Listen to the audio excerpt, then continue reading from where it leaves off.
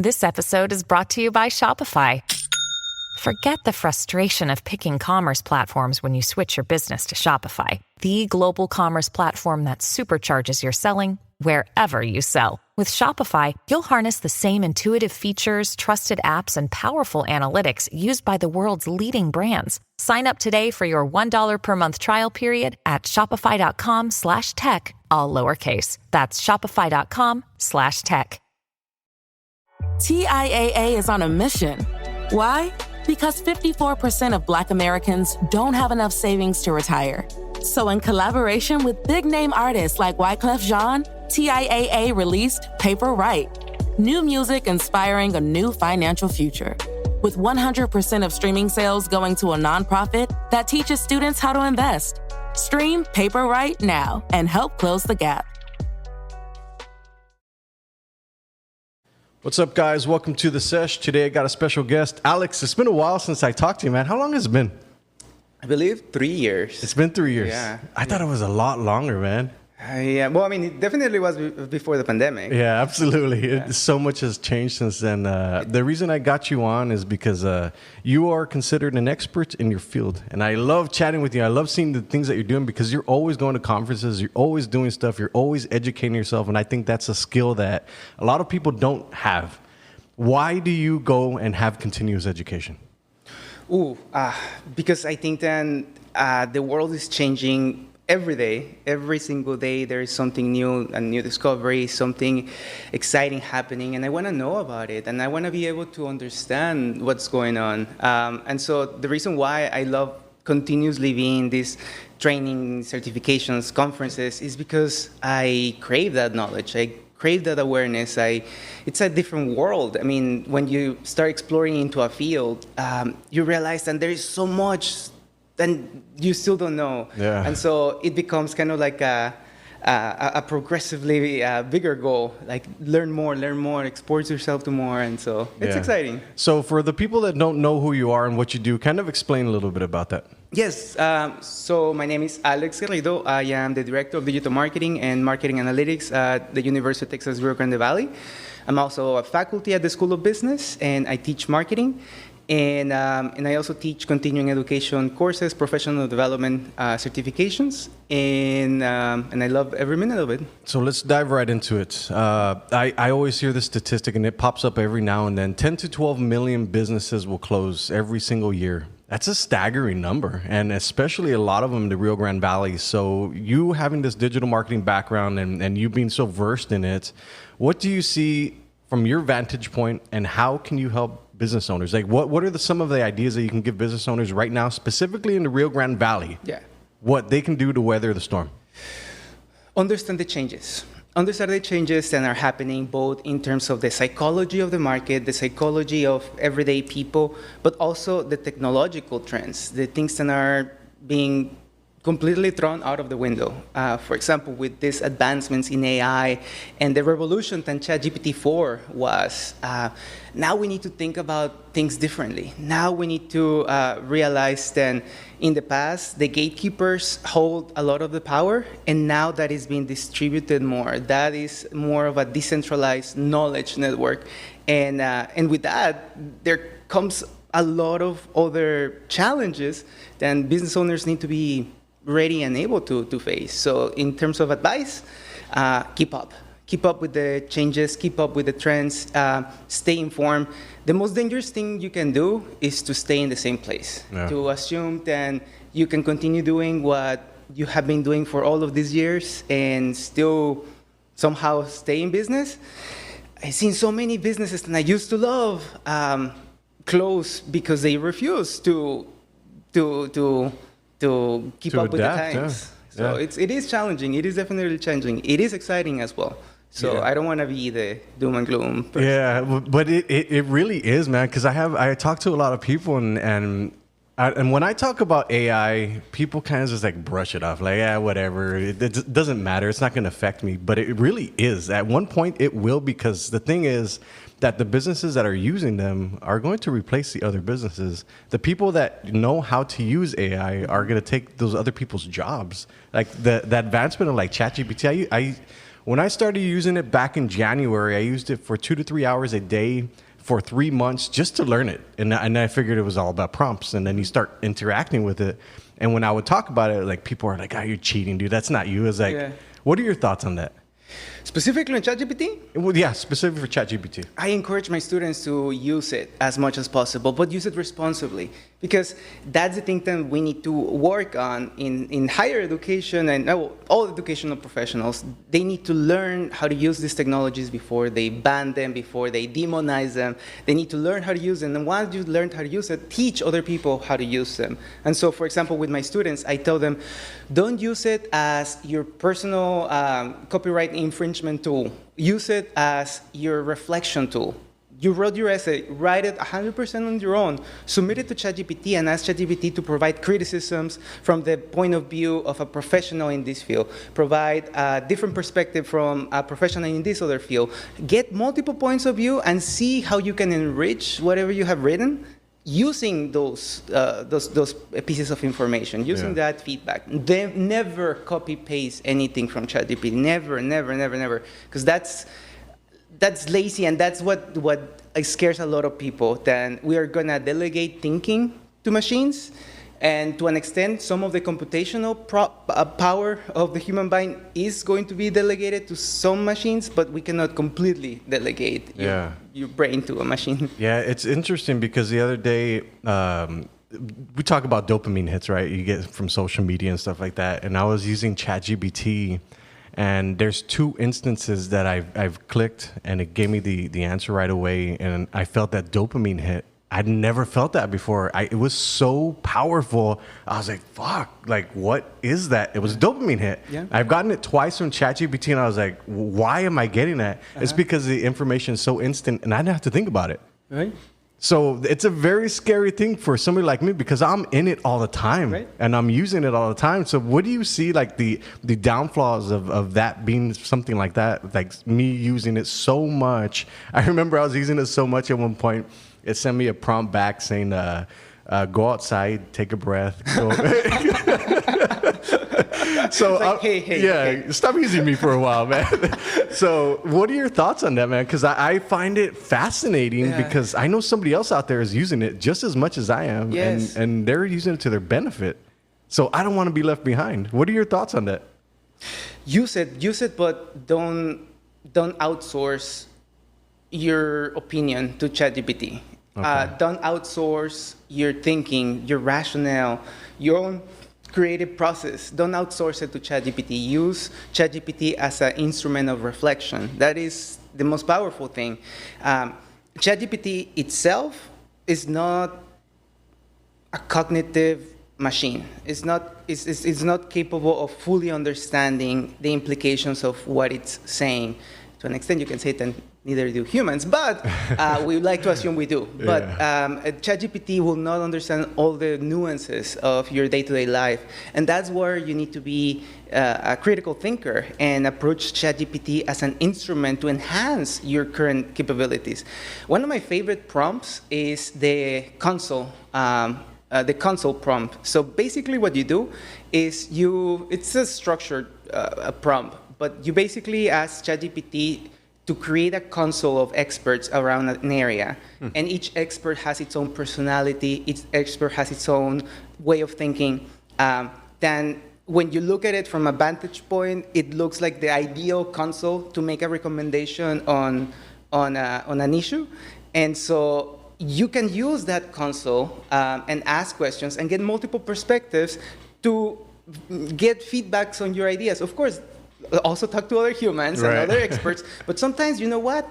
I might not have access to a neurobiologist. I might not get access to the latest in one of the social science fields. It's just a way to expand your horizons. And what I find myself is sometimes I will get something from ChatGPT, and I will go on my own and like, okay, recommend me a book to learn more about that topic, or tell me which podcast I should subscribe that specifically addresses this issue. And because I'm using ChatGPT through Bing, which is the Microsoft product, Bing now is integrated with ChatGPT 4. It has real-time access to the data. I also have the Plus version. So it also has browsing access. Yeah, so, and also has the plugins too. The plugins are pretty cool. I've used Yabble to get the customer insights and client insights and all that stuff. It's a very powerful tool for research. I find myself in it, and I just keep on going through it. It's like, okay, I need to stop, man, because at one point you actually have to work. So I find myself just fascinated with it. But what else do you see from the AI artificial intelligence community? Because I know you're always in it. Yeah. What's fascinating that you see right now? I am particularly scared right now. Early adopters will get it, and it will be fine. But I'm scared for the people who are being left behind. I'm scared for the people who are not exposing themselves to these changes because they don't know what's going on. The other day, I was reading a story where a lady got a phone call from her daughter or dad. Was it dad? Or I don't remember exactly, but and it sounded just like her daughter. And it was something along the lines of, I need you to make a deposit because they kidnapped me. And this person was going through the motions of sending that money. Wow. And they was going through the motions because they believed it.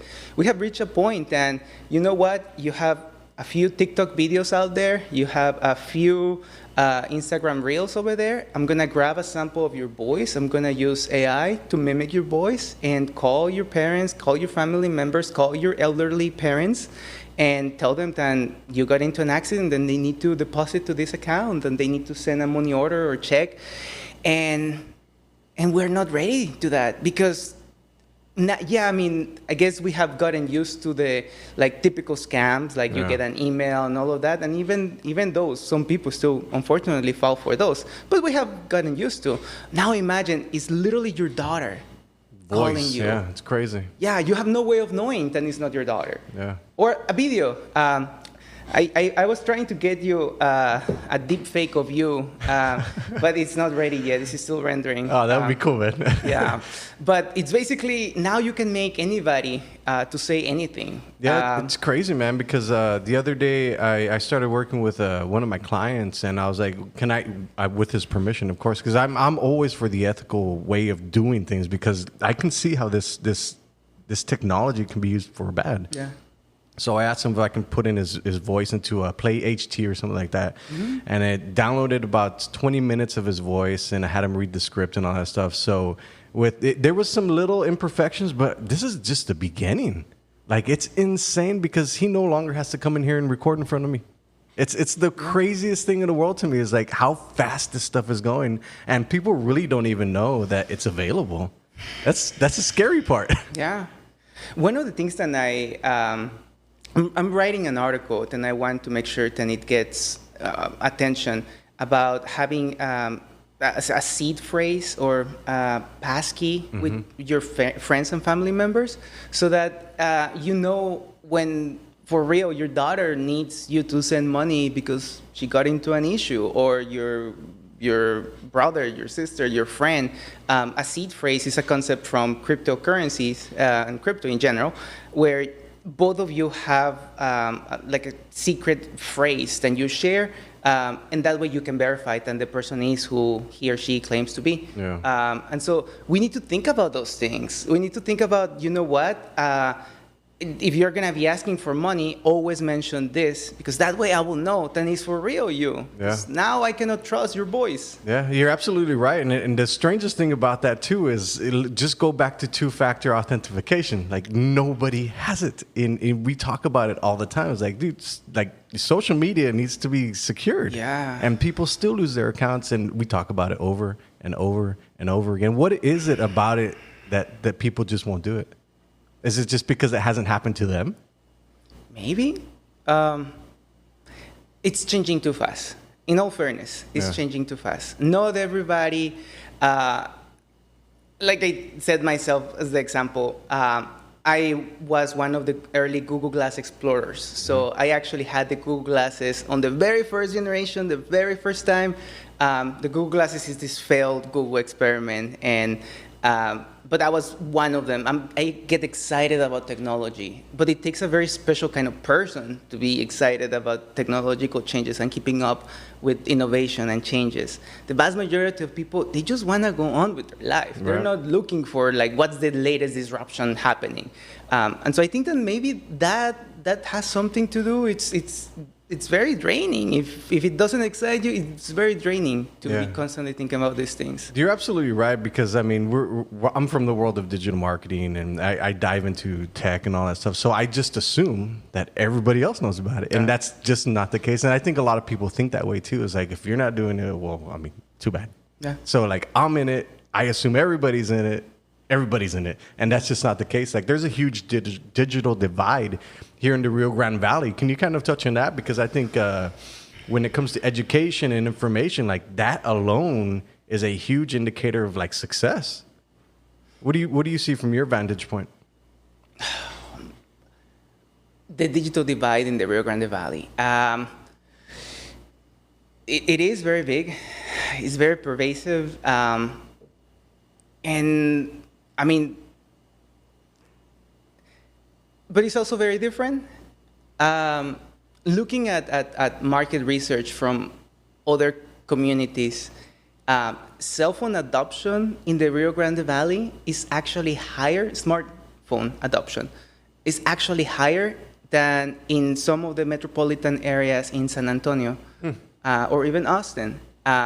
So we do have a very, very widespread cell phone adoption here in the valley. Maybe not desktop, but yes, cell phone. I kind of got to see that firsthand because my team was in charge of developing the vaccine portal for the first wave of vaccine distributions for the COVID vaccine.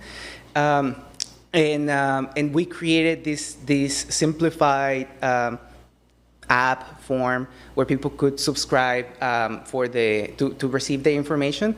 And initially we assumed, because of the market research data says desktop, if you are serving people with this demographic profile, desktop is going to be the best place. And yeah, maybe that's true over there up north, but here in the valley, the vast majority of people, even if you don't have a laptop, even if you don't have an iPad, even if you have a smartphone, it becomes kind of like your device this is your computer.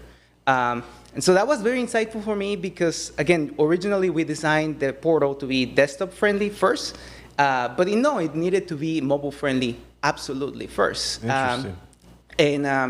And we also got to realize that it requires a little bit more of explanation. When developing this portal, we were constantly iterating to the app, to the web portal version.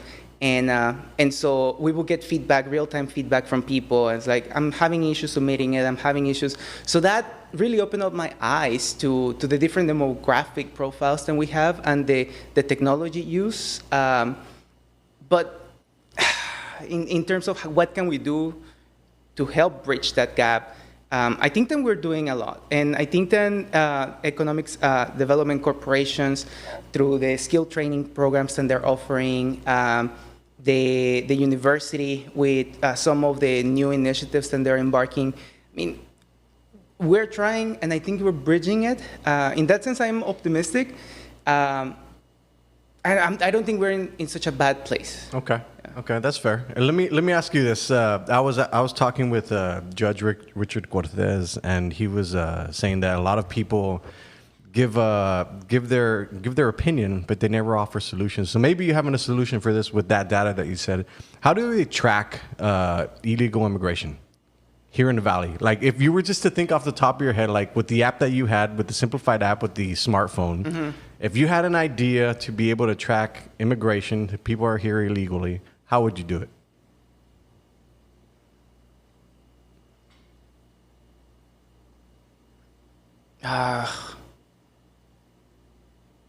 I'll have to think about it. Okay, we'll get back to it. Because this is a very interesting thing, because he was saying that 20% on top of the population that is here illegally. That's a lot of people. It's like 200,000 some people across the Rio Grande Valley. So I find that fascinating. It's like, How do you track those people? How do you give them the funds that they need to be able to survive and be able to have a good life here in the Rio Grande Valley? Mm-hmm. So that's an interesting thing. So I'd like to touch back on that. Mm-hmm. As far as AI, what do you see AI pushing the boundaries here, specifically in the Rio Grande Valley? How do you see artificial intelligence impacting the Rio Grande Valley, and what industries is it going to impact? What industries will it impact? Pretty much everything. In terms of process automation, robotic process automation, the maquiladoras are already starting to implement some of these advancements in machine learning and optimization algorithms. And so we're producing more, faster, better, improving systems, developing this systems thinking mentality, and seeing connections that perhaps they're hard to notice at first glance. That's where machine learning really and AI really has the most contributions to bring.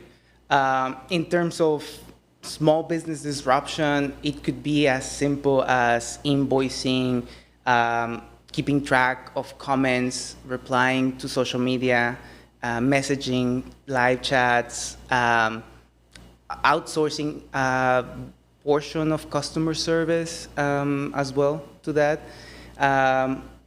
Operations. It really has the potential everything. Wow, it's insane because just so much that it could do. Like when you can create a chat bot specifically for a website that'll answer every single question. It's just like for one of the ways I've been doing is scraping all the data from websites and all the reviews and all that stuff and putting it into ChatGPT. And now it's my business partner for that specific business.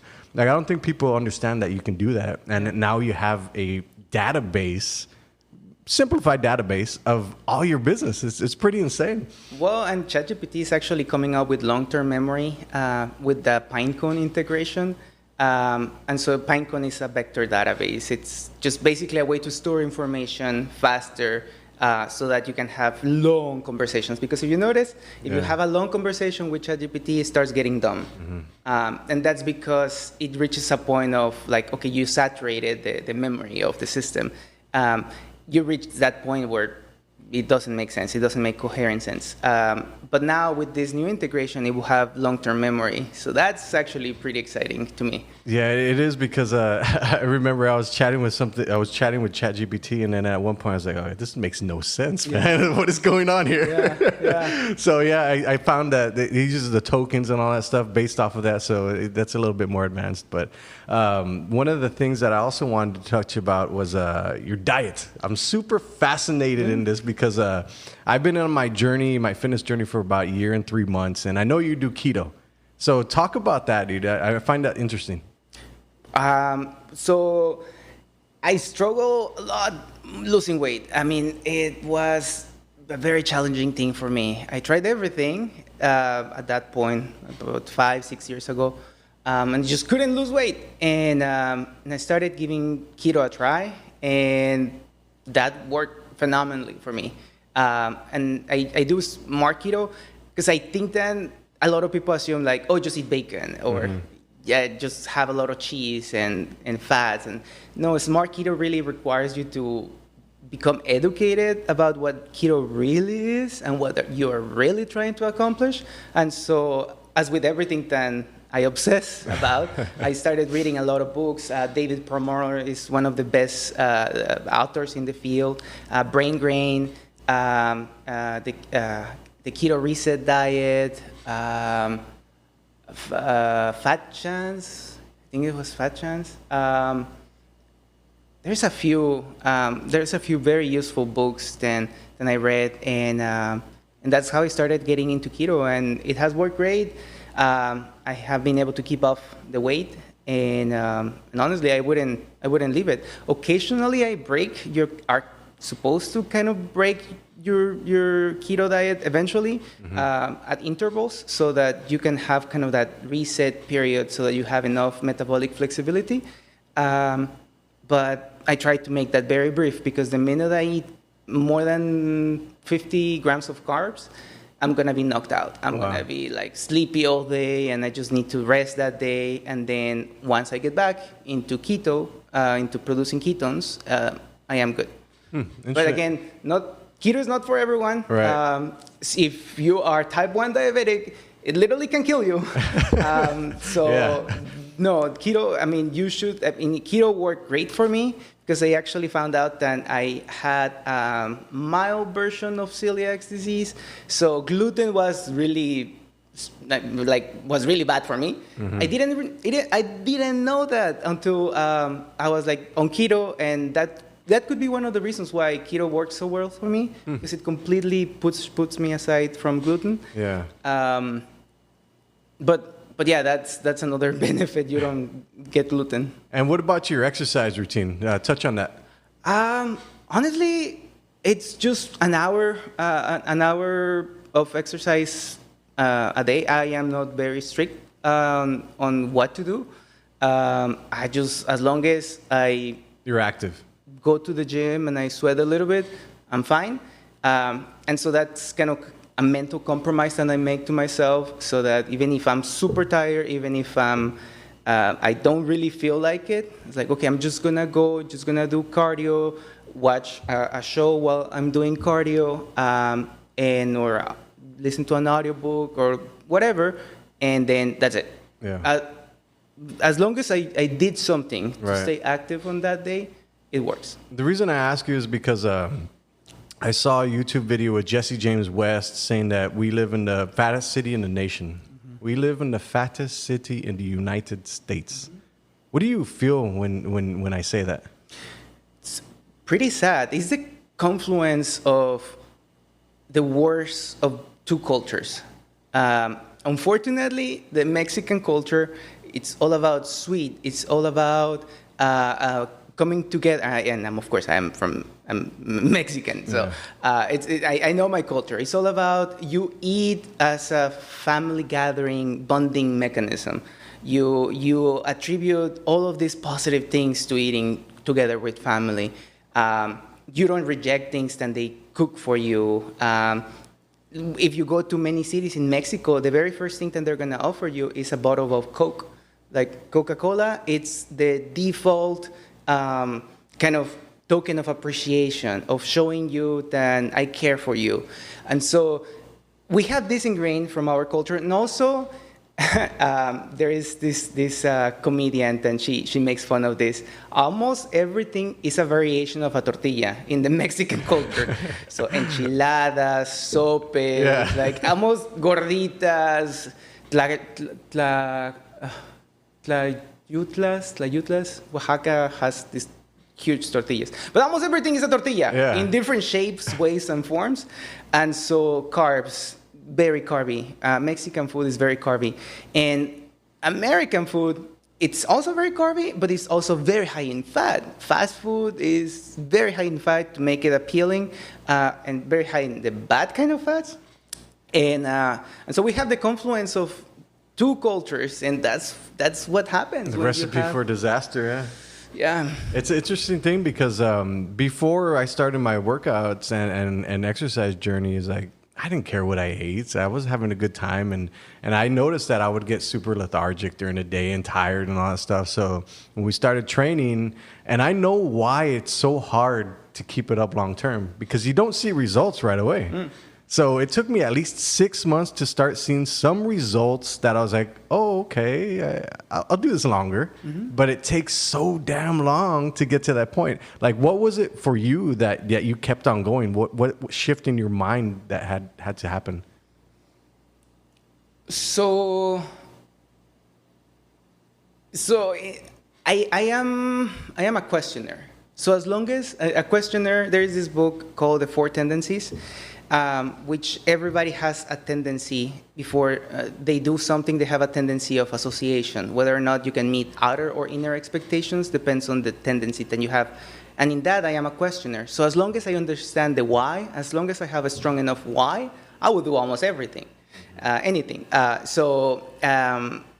the fact that before I even get started with the keto diet, I literally brainwashed myself, immersing myself into the world of what the keto diet is, what do they do, what are the disadvantages, what are the common criticisms, how do people in the field counter the criticisms, and a little bit even on the conspiracy theory that the sugar industrial complex is trying to put high fructose corn syrup into everything, and like even diving into that so that I had enough of a wide perspective to the point that it literally became illogical to me to actually continue eating junk food. Like it became illogical, and I cannot stand illogical things. Yeah. And so everybody has different modes of operation in that sense. Some people, they're having an accountability partner, the obligers. Having an accountability partner will help them significantly. So having somebody that says, you know what, if you don't go to the gym, I am not going to the gym. The fact that you know that somebody else is expecting you to be there, they're going to have a harder time not to go to the gym. So they can meet outer expectations. It's hard for them to meet inner expectations. You also have the upholders, which is like rules-based. So as long as they publish on Facebook, I am going to the gym every day for this week, as long as they publish it, as long as they proclaim it, as long as it's written or there is a record of it existing, the upholders, they love following rules. And so you already said it, you need to do it. Yeah. And then the rebels, which is the challenging part, because for rebels, it needs to be a challenge. It needs to be like, that's actually the hardest one to motivate to do things, because even they themselves find themselves kind of struggling. What's an example of a rebel? So give me the thoughts and the things that they would say specifically. I'm not going to do it if you ask me to do it. Gotcha. And so it's like almost everything needs to be a challenge for a rebel. So it's like, you know what? Forget it. I don't believe you're ever going to be able to lose weight because you're not the kind of person that puts effort into those kind of things. So you're not going to be able to lose weight. So I don't expect you to lose weight. That will trigger the rebels like, I'm going to prove you wrong. And then they will do it. But yeah, that's a challenging one. The rebels are challenging. It's interesting because that even happens. So like, for example, like I have found that there's a lot more people who just want to be told what to do. Do you see that in your industry or anywhere? Almost everybody, yeah. Yeah, and it's almost easier just as a business to give them exactly what they want and like, here you go. And it becomes irrefutable proof. Like, here you go. Like, I handed you all this. This is exactly what you wanted. Yes. And boom, here you go. Like, there's a lot of people like that, right? Right. So can you touch on that? Because I feel like that's kind of where the world is going, especially with technology, when we have instant gratification for every single thing. Can you kind of correlate that with the industry? It's actually very interesting because with the excessive customization of everything, now we have that expectation of everything needs to be customized for me. Everything needs to come pre-digested. Don't make me think. It's actually a title of a really good book as well. Don't make me think about user experience design. But it's basically that. It's about reduce cognitive friction as much as possible because people are busy, people have interests. They're not usually able to sit down and have a conscious, rational process. Most of us go throughout our days in autopilot mode. And so it takes a special kind of person not to be on that autopilot mode. Yeah, it's hard to gather your thoughts, especially as a business owner, I guess for anybody, because there's so much going on. It's like, what do I focus on? Like for me, I have shiny object syndrome where I was like, I want to do this because I was good at this one thing. I can do this. I know I can do this. Yeah. And I noticed that I was starting to suck at everything because I was trying to take on so much. So I was like, you know what? Let me refocus and focus on this one thing. And since then, I've been doing very well. That's awesome. So it's very hard to get to that point, though, because it takes so long. It takes a lot of introspective work. Like, I'm not good at these things. I should not go after that. And as the ego will always come back and like, oh, no, you can do that. You can do that. You can do that. In reality, you really can't because there simply is not enough time. Yeah. It's a super interesting thing. Yeah. Let's talk about marketing. Marketing for businesses. I feel like there's core things that businesses need to, like business owners need to know, and marketing is that one of them. And obviously how to run your business.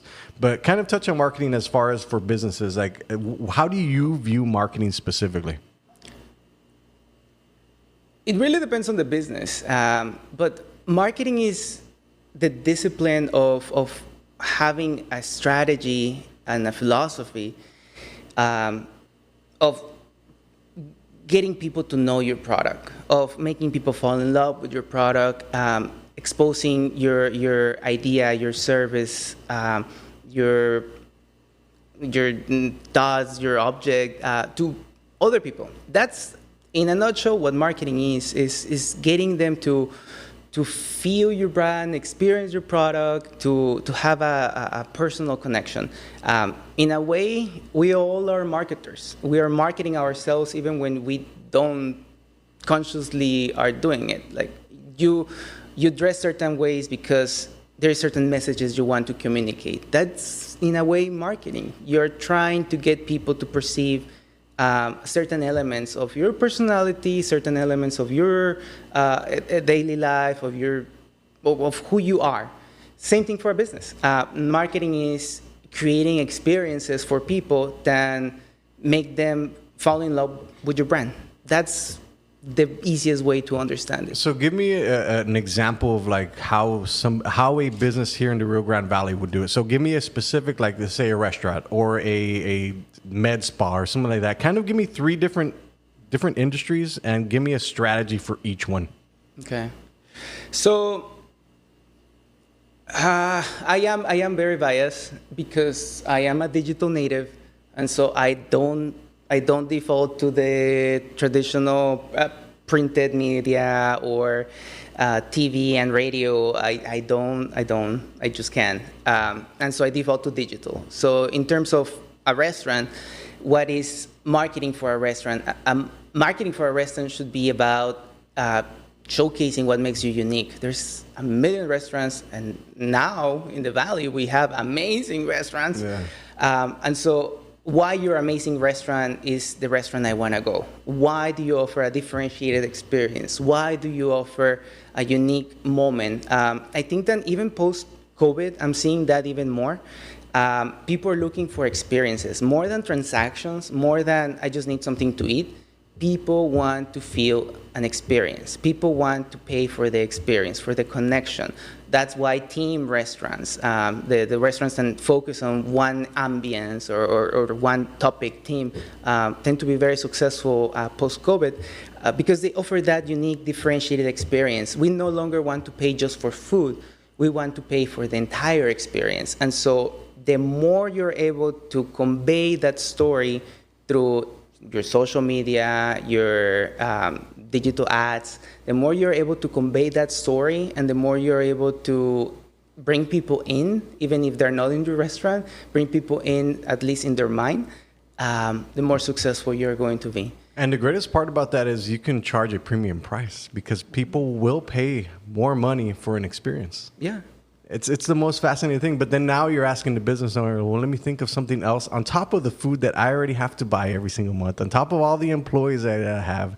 So it's like you're making them think more. And I feel like that's a reason why a lot of businesses fail. Maybe, and I might be as bold as saying that maybe some businesses just aren't good enough. Mm-hmm. Am I wrong to say that? Or because I feel that a business is led by a business owner.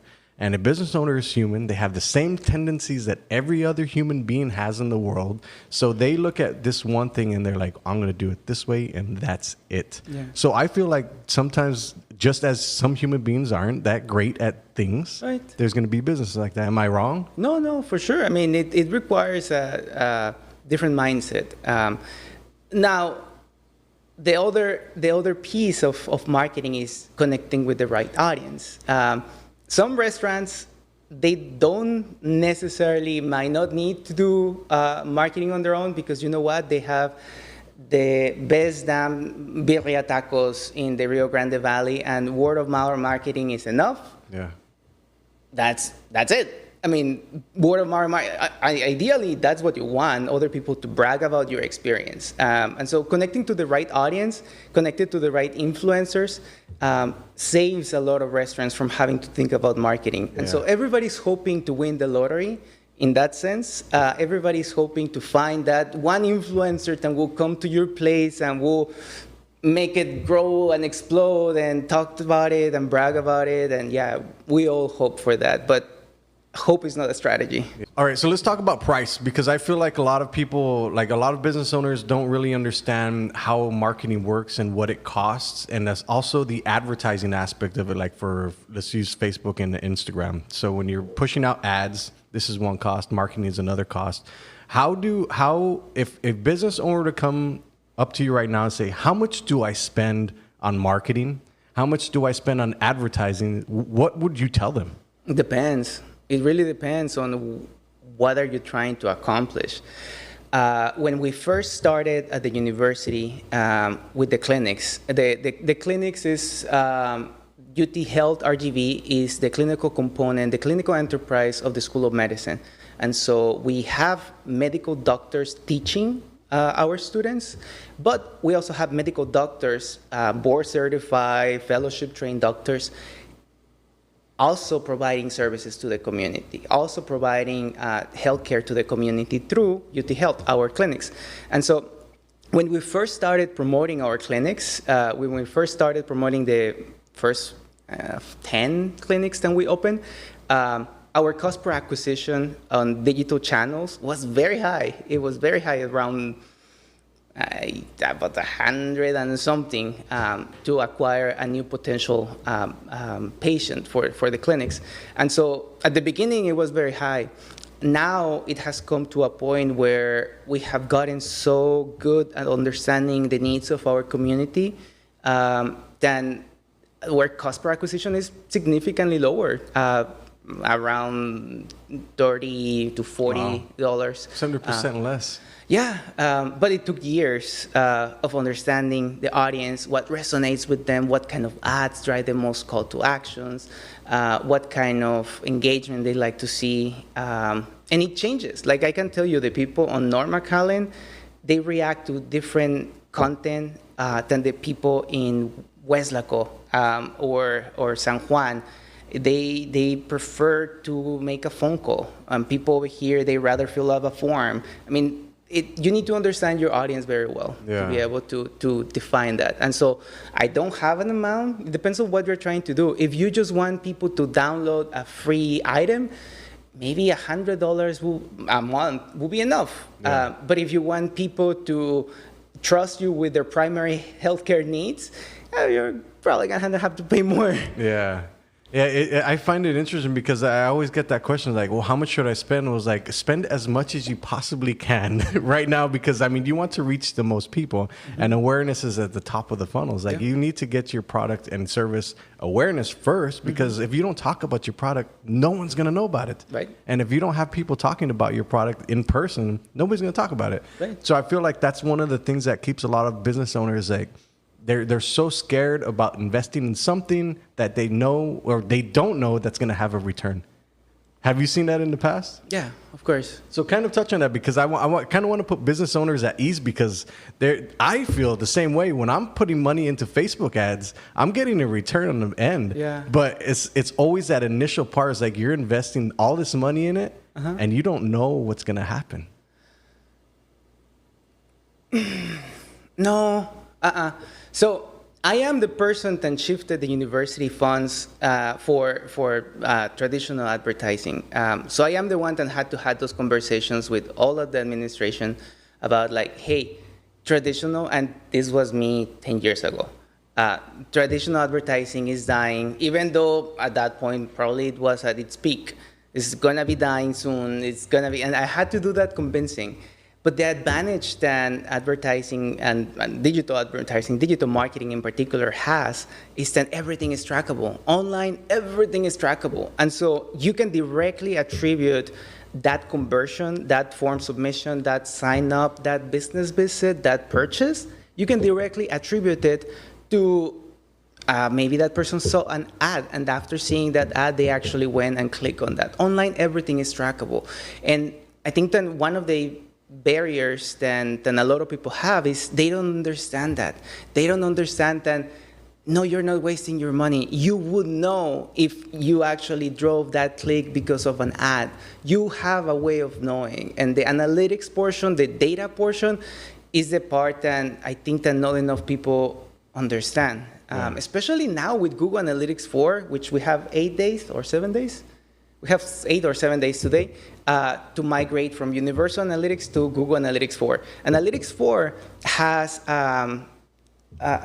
user profile modeling that allows you to get signals from that user from all over. So you can create a bucket that says converters, and then analyze the converters based on specific patterns of behavior. Like before converting, did you read 3 blog posts?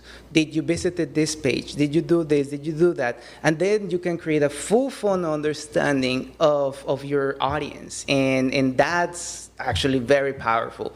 And I don't know, most business owners don't know that is possible. Yeah, it's just I think it's a lack of the education and information aspect, because I think at one point it was like 12 touch points that somebody has to go through to be able to make an action. And that's not even a sale. That's just to like go to the website or something like that. So kind of touch on that, because the customer journey is one of the most important ones. Like some of them can see an ad and go directly into it, but a lot more people need convincing. Can you kind of dive into that, please? Depends on the kind of person.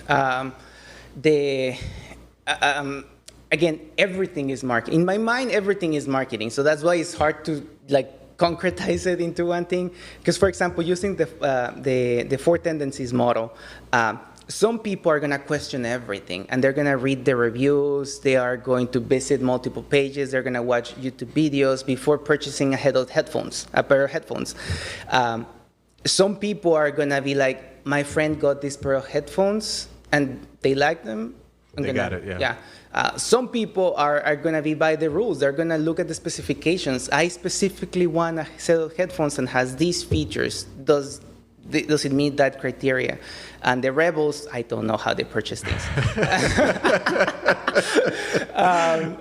Anyways, so everybody has different tendencies when it comes to interacting with things online. And so you need to appeal to your different audiences. Everybody's going to have a different customer journey. Some people take more time convincing,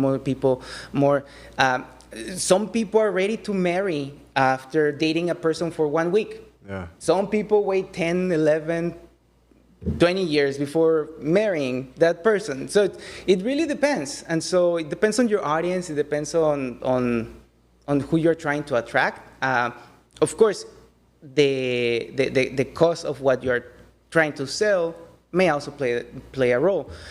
Twitter lately is full of very cheap gadgets and items. Then honestly, it's like, okay, it's just $10. I might as well buy it. Right. It piqued my interest enough. It's just $10, for example. So it really depends. Interesting. With all the insight that you have, what are the platforms that people are using most here in the Valley, like social platforms? We haven't conducted this year's social media survey. We conduct a survey of the entire Valley to understand what is the Valley's behavior. But based on the data from last year, I can tell you that the vast majority of people here, they're using mostly Instagram, Facebook occasionally. They haven't migrated away from Facebook, but they're using it less. They're using more specialized services on Facebook, like Marketplace, like La Pulga del Valle is huge, of course. And they're using more specialized services within Facebook, but not Facebook as a feed anymore, not as much. And then right now, Instagram is the king. TikTok, it's very, very big as well. Maybe almost at the same level as Instagram. Instagram is still higher. And then Snapchat, it used to be very big, but most people are not willing to engage with brands on Snapchat anymore. So that's a bit of a challenge. And then Twitter. Twitter. Twitter was never a thing in the Valley. I mean, you had at least 100 people actively tweeting in the Valley. I think now it's like a little bit less, but I do like it because I never tweet, but the consumption of media now, honestly, is amazing. Yeah. Well, it's amazing. It's the content on my Twitter profile. It's way better than anything that I see on Instagram or Facebook. Interesting. The reason. What are the age demographics that you're seeing for each platform? So, of course, the younger audiences, they tend to gravitate more to Instagram and TikTok. What's the age range, would you say? Everything that we do it has to be over 18, so 18 to 25. They're actually 18 to 35, actually. They're primarily using that. Maybe the 35 and over, not as much on TikTok. And then the older you are, the more likely you are to only use Facebook. That's another thing. That's actually the fastest growing demographic nationally on Facebook, older audiences. Interesting. Huh. Alex, it's always been insightful having you on, man. How are you all using, before we finish off, how are you all using AI at the university? As with everything, we're still trying to figure it out. We are trying to infuse innovation, but of course, safety first, and thinking about safety first. And the advantage that we have is we are integrated with the Microsoft suite of products. And so, for example, we get ChatGPT through the Edge browser, the Microsoft browser. So we have access to ChatGPT. We have access to Power BI, which is the data analytics platform that Microsoft offers, the competitor to Tableau. It offers automatic data analysis, and it provides you insights and all of that. So we're using it through Microsoft, which kind of has all the data protection that we need for the institution. Awesome. This is amazing, man. So everybody, we'd like to thank you all for coming to the Sesh. Alex, man, it's always a pleasure. Thank you for your insights and your knowledge, man. I appreciate it. Thank you. See you guys next time. Peace. Perfect, man.